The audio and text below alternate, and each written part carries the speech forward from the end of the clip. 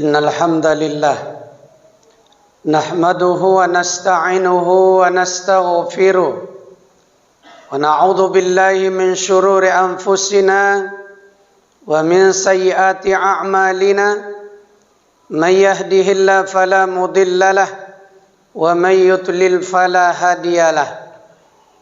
Ashhadu an la ilaha illallah wahdahu la syarika lahu wa ashhadu anna Muhammadan abduhu wa rasuluh. Ya ayyuhalladzina amanu taqullaha haqqa tuqatih wa la tamutunna illa wa antum muslimun. Ya ayyuhalladzina amanu taqullaha wa qulu qawlan sadida yuslih lakum a'malakum wa yaghfir lakum dhunubakum. Wa man yuti'illaha wa rasulahu faqad faza fawzan 'azima. Amma ba'du fa inna asdaqal hadisi kitabullah wa khairal hadi hadi Muhammadin sallallahu alaihi wasallam wa syarrul umuri muhdatsatuha wa kullu muhdatsatin bid'ah wa kullu bid'atin dhalalah wa kullu dhalalatin finnar. Kaum muslimin rahimakumullah, puji syukur kita ucapkan kepada Allah Subhanahu wa taala yang masih memberikan nikmat iman dan Islam kepada kita, sehingga kita masih bisa melangkahkan kaki dan mengayunkan tangan untuk datang ke rumah Allah ini dalam rangka untuk beribadah kepadanya. Salawat beserta salam kita sampaikan kepada Nabi kita Nabi Muhammad sallallahu alaihi wasallam, untuk keluarganya, para sahabatnya, tabi'in, tabi'ut tabi'in, dan para pengikutnya yang setia sampai akhir zaman. Kemudian khatib selalu mengajak diri pribadi dan kaum muslimin yang berhadir pada kesempatan kali ini, marilah kita sama-sama meningkatkan keimanan dan ketakwaan kita kepada Allah dengan menjalankan semua perintahnya dan meninggalkan segala larangannya. Kaum muslimin sidang Jumat yang dirahmati Allah, syariat Islam ini diturunkan oleh Allah untuk memenuhi hajat dan kemaslahatan manusia. Dia datang kepada kita dengan membawa aturan, berfungsi sebagai aturan di dalam kehidupan kita. Karena kita manusia tidak bisa kita pungkiri, kita ini punya keterbatasan. Terbatas dari segi akal, terbatas dari segi kekuatan fisik, terbatas dari segi memelihara harta. Maka dengan syariat itulah Allah turunkan dengan sempurna supaya bisa mengatur kehidupan kita. Karena syariat ini telah sempurna, sehingga Allah tegaskan di dalam ayatnya yang mulia, Al-yawma akmaltu lakum dinakum wa atmamtu alaikum ni'mati wa raditu lakumul islam dinan. Pada hari ini telah kusempurnakan untukmu agamamu. Maksudnya adalah syariat Islam ini telah sempurna diturunkan oleh Allah. Telah kucukupkan nikmatku untukmu dan aku redha Islam itu sebagai agama bagimu. Maka syariat Islam itu akan membawa kemaslahatan dan akan menghilangkan mudarat di dalam kehidupan kita. Kalau seandainya kehidupan kita ini tidak diatur dengan syariat, maka sejarah telah membuktikan bagaimana dahulu sebelum Islam datang orang hidup di dalam kejahiliaan. Tidak ada aturan hidup ketika itu. Orang berbuat menurut sekehendak hatinya saja.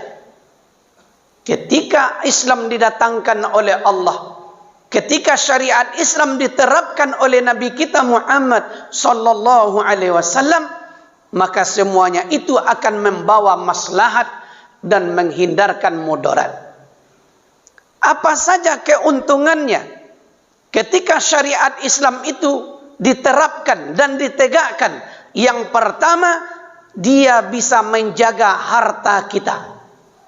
Ketika syariat diterapkan, ketika syariat ditegakkan, maka harta akan terjaga. Ketika ada orang yang mencuri harta kita, maka ada syariat di situ namanya haddus sariqah atau hukum potong tangan ketika dia telah mengambil atau mencuri harta itu di atas nisab. Bagaimana ketika hari ini kalau kita tegakkan syariat Islam? Orang korupsi bukan di atas nisab, bukan satu nisab lagi, tetapi sudah sekian nisabnya, bahkan ratusan nisab. Ratusan miliar, bahkan ratusan triliun uang negara yang diambilnya, yang dimakannya. Maka mungkin barangkali tidak potong tangan lagi, bisa jadi dia dihukum mati. Itulah syariat Islam, menjaga harta kita. Ketika ditegakkan, maka berlakulah di situ hukum potong tangan. Ketika kita juga punya harta, ingin kita mensucikan harta kita itu, maka disyariatkanlah oleh Allah dan Rasulnya untuk kita mengeluarkan zakatnya ketika cukup nisabnya, ketika cukup haulnya.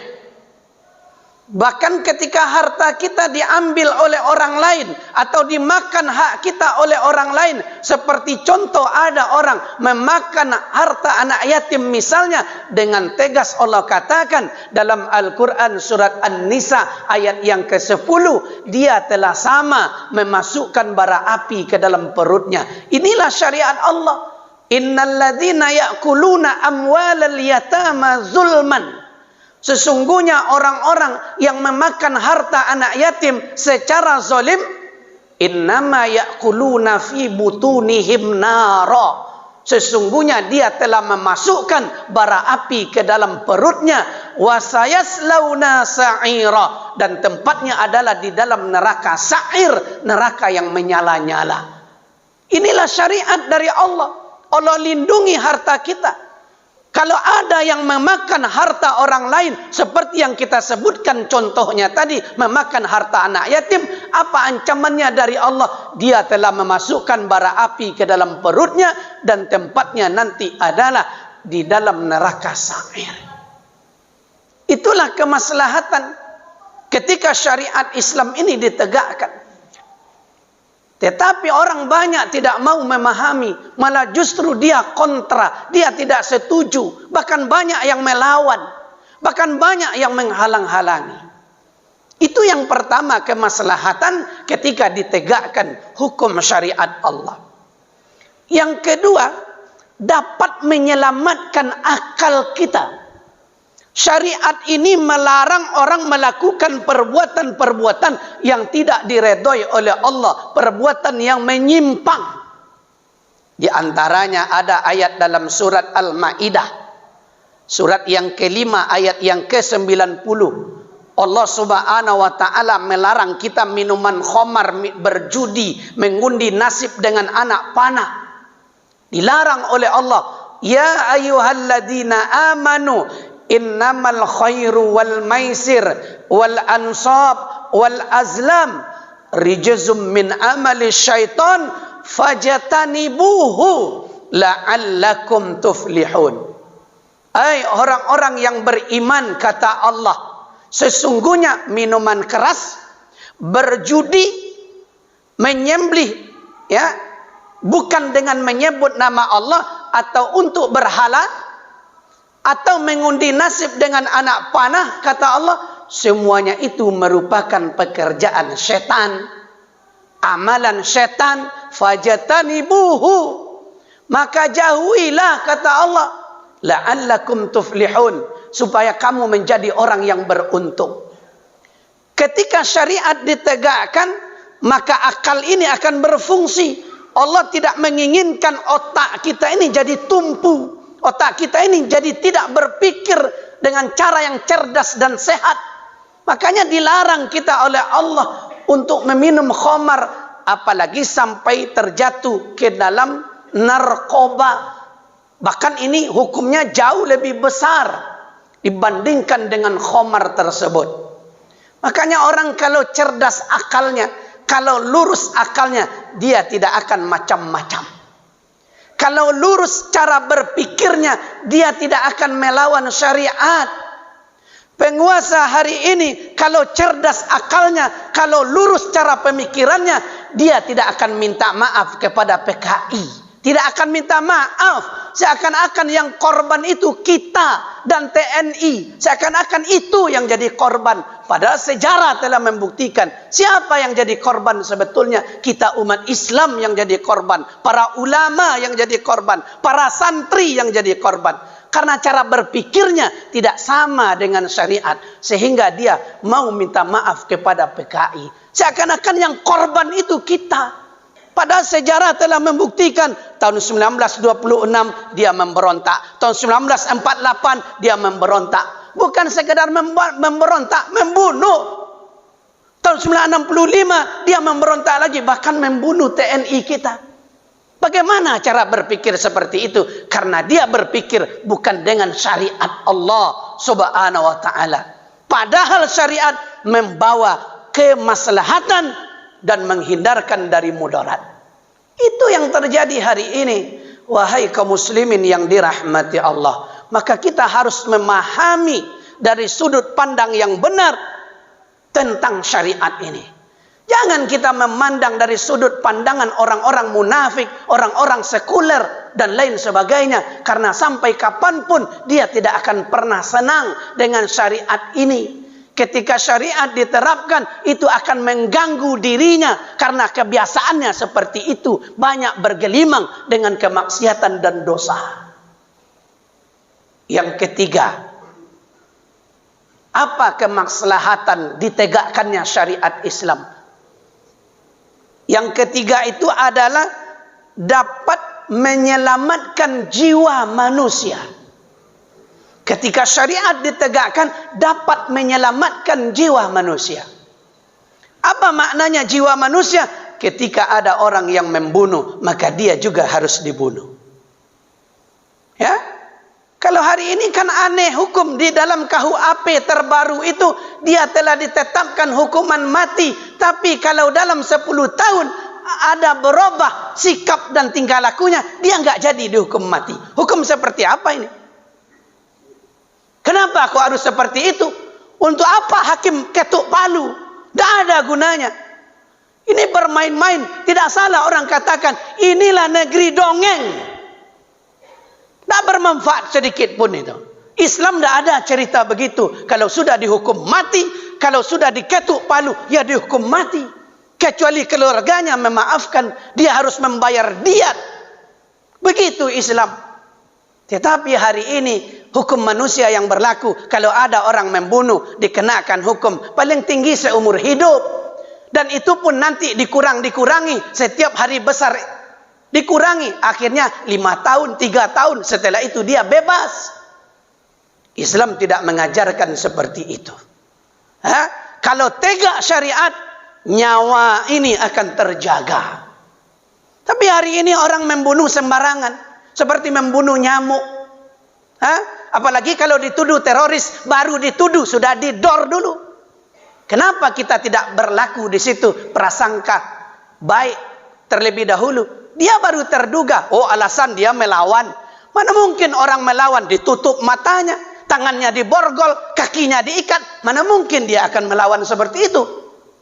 Tapi yang terjadi itulah hukum buatan manusia yang tidak berpihak kepada keadilan.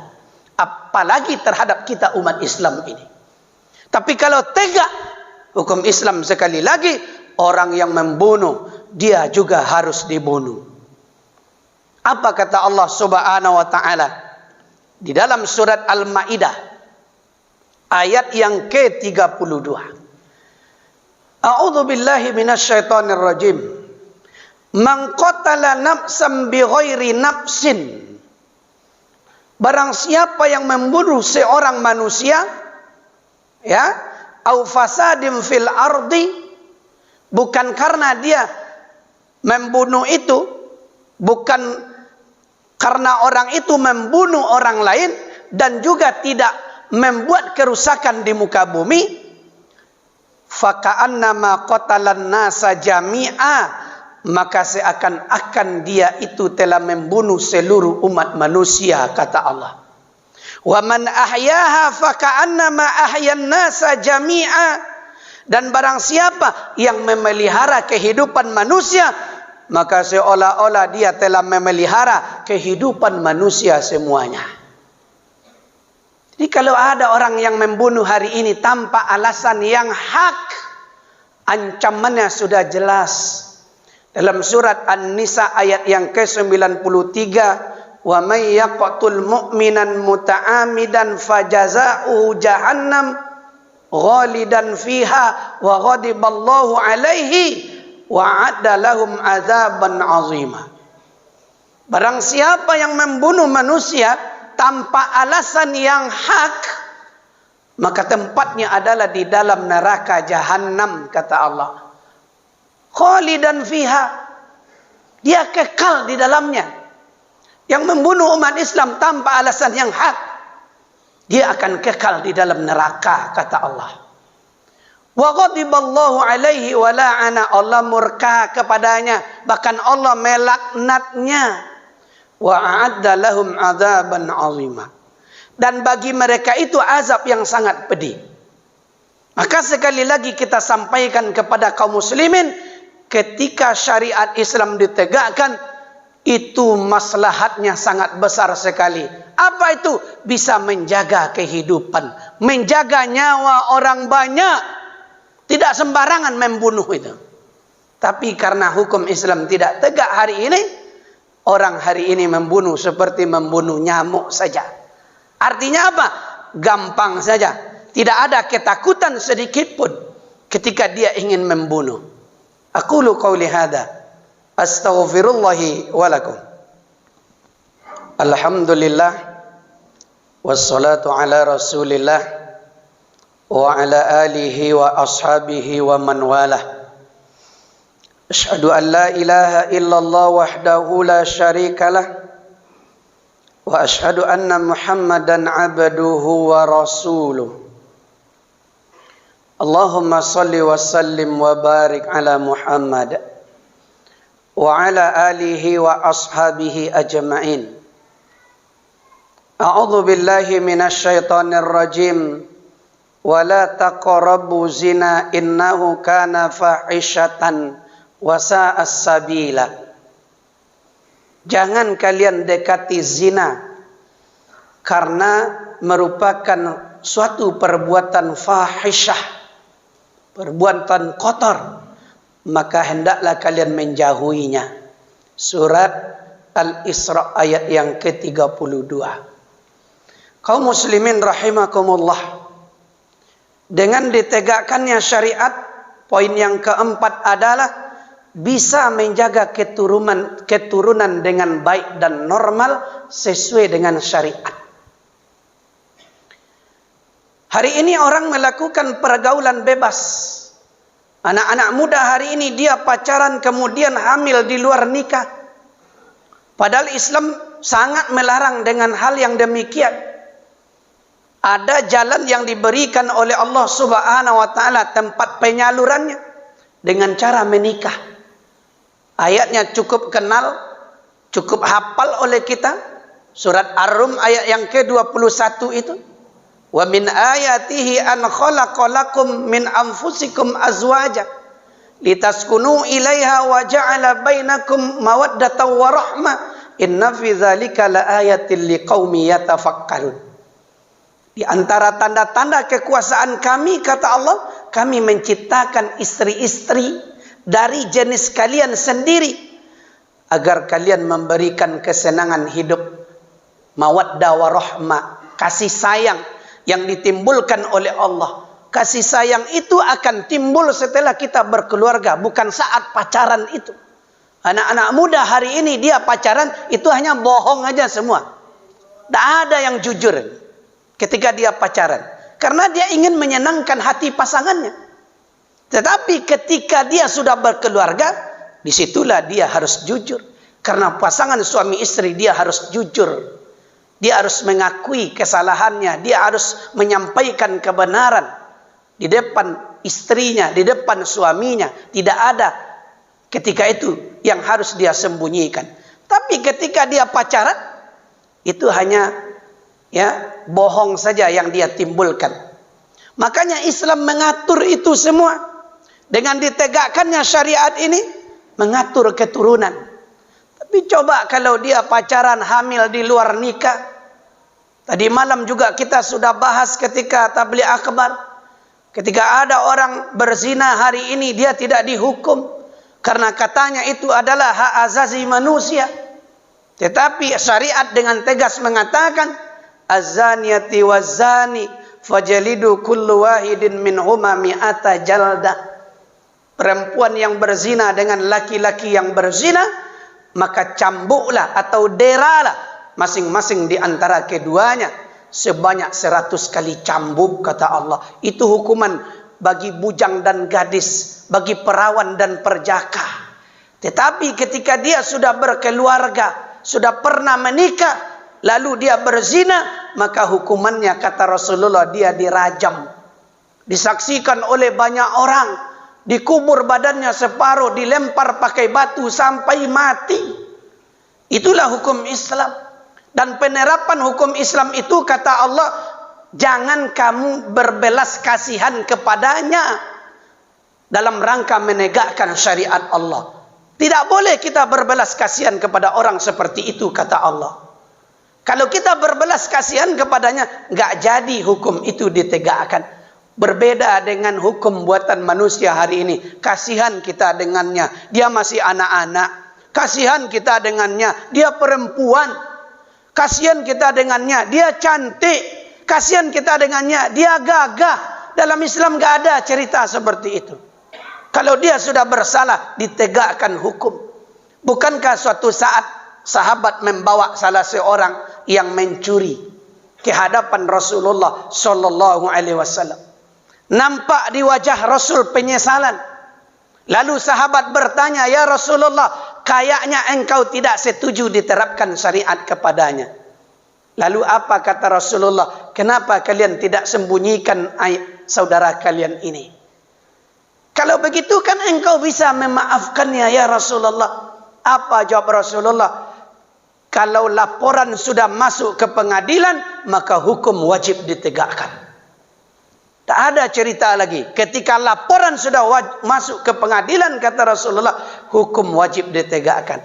Dan hukum Islam itu simpel. Tidak seperti hukum buatan manusia. Habis waktu. Laporannya setebal ini. Membacanya habis hari, sidang sekian kali. Tapi hukum Islam tidak seperti itu. Ketika ada orang mencuri, sudah cukup syarat-syaratnya di dalam Islam, lalu dipotonglah tangannya. Setelah selesai dipotong tangannya, lalu diobat oleh dokter, lalu dia dipersilakan pulang. Seperti itu di dalam Islam. Tidak ada merepotkan. Coba hari ini hukum buatan manusia, orang mencuri, orang merampok, lalu dia ditangkap. Berapa biaya penjara? Berapa biaya makan perharinya, per tahun? Itu yang dikeluarkan oleh negara. Tidak mau mengikut Islam. Seperti itulah habis harta. Tapi ketika tunduk dan patuh kepada syariat Allah Subhanahu wa Ta'ala, maka yakinlah Allah akan menjalankan, Allah akan menjaga kita ini dari segala bentuk-bentuk yang tidak dibenarkan di dalam kehidupan. Yang terakhir, syariat Islam itu juga menjaga agama. Syariat Islam itu menjaga din. Dari apa? Dari musuh-musuhnya. Sehingga ada syariat jihad namanya. Ketika kita diserang oleh musuh, maka disitulah diperintahkan oleh Allah ada syariat jihad namanya. Dulu ketika terjadi perang Badar, Rasulullah tidak ada berniat untuk berperang. Rasulullah ketika itu hanya berniat untuk mengintai-ngintai saja, memata-matai musuh. Ternyata orang-orang musyrik Mekah sudah menyiapkan pasukannya lebih 1000. Mereka yang datang ke Madinah, bukan Rasulullah yang menyerangnya. Maka ketika itulah Allah menurunkan ayat, tidak bisa menghindar lagi. Kutiba alaikumul qital wa huwa kurhul lakum. Diwajibkan atas kalian berperang, walaupun berperang itu tidak kalian sukai, kata Allah. Kan itu kata Allah dalam surat Al-Baqarah ayat 216 itu. Diwajibkan atas kalian untuk berperang. Walaupun perang itu tidak kalian sukai. Gak ada kita ini yang suka berperang. Dan jangan kita meminta-minta perang. Tapi kalau waktunya sudah datang, tentu kita bagaimanapun kita harus siap. Bagaimanapun seperti orang-orang tua kita dulu, apa yang bisa dia perjuangkan ketika itu? Dengan bambu runcing juga boleh. Karena kita sudah diserang. Kita tidak bisa kalau tidak mempertahankan diri kita. Jangan kita serahkan diri kita kepada musuh. Kalau kita serahkan diri kita kepada musuh, maka habislah kita. Kita disiksa. Ya? Lalu kita mungkin dianiaya dan lain sebagainya. Maka oleh karenanya kaum muslimin yang dirahmati Allah, sebagai penutup apa kata Allah? Ya ayyuhalladzina amanu hal adullukum ala tijarah tunjikum min azabin alim. Bolehkah kami tunjukkan wahai orang-orang beriman kepada suatu perniagaan yang akan menghindarkan kalian dari azab yang pedih? Kata Allah, tu'minuna billahi wa rasulih wa tujahiduna fi sabilillah bi amwalikum wa anfusikum dzalikum khairul lakum in kuntum ta'lamun. Kalian beriman kepada Allah dan Rasulnya, lalu kalian berjihad dengan harta dan nyawamu. Yang demikian itu jauh lebih baik bagimu jika kamu mengetahui. Innallaha wa malaikatahu yusalluna 'alan nabi ya ayyuhalladzina amanu sallu 'alaihi wa sallimu taslima. Allahumma salli ala Muhammad wa ala ali Muhammad kama sallaita ala Ibrahim wa ala ali Ibrahim innaka Hamidum Majid. Allahumma barik ala Muhammad wa ala ali Muhammad kama barakta ala Ibrahim wa ala ali Ibrahim innaka Hamidum Majid. Allahumma ighfir lil muslimina wal muslimat wal mu'minina wal mu'minat al-ahya'i minhum wal amwat birahmatika ya arhamar rahimin. Rabbana zalamna anfusana wa illam taghfir lana wa tarhamna lanakunanna minal khasirin. Rabbana la tuzigh qulubana ba'da idh hadaitana wa hab lana min ladunka rahmah innaka antal wahhab. Rabbana faghfir lana dhunubana wa kaffir 'anna sayyi'atina wa tawaffana ma'al abrar. Rabbana hab lana min azwajina wa zurriyyatina qurrata a'yun waj'alna lil muttaqina imama. Rabbana atina fid dunya hasanah wa fil akhirati hasanah wa qina adzaban nar. Subhana rabbika rabbil izzati amma yasifun wassalamun alal mursalin walhamdulillahi rabbil alamin.